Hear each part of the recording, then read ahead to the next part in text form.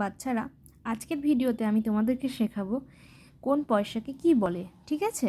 তাই ভিডিওটা তোমরা শেষ পর্যন্ত দেখতে থাকো এবং শিখতে থাকো। আশা করি তোমাদের ভালো লাগবে।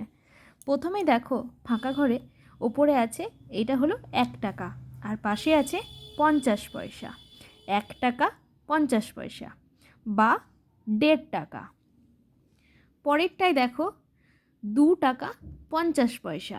2 টাকা 50 পয়সা বা 2.5 টাকা।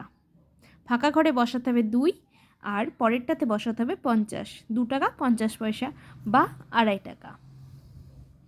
পরেরটাতে দেখো, 2 টাকা প্লাস 1 টাকা, 3 টাকা আর 50 পয়সা। তবে হলো এটা 3 টাকা 50 পয়সা বা 3.5 টাকা।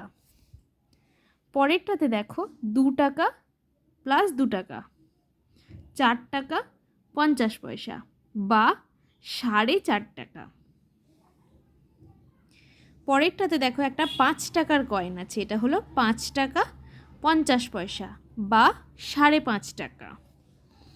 পরেরটাতে দেখো, 5 টাকা, আবার একটা 2 টাকার কয়েন আছে, 5 টাকা 2 টাকা, 7 টাকা 50 পয়সা। 7 টাকা 50 পয়সা বা 7.5 টাকা।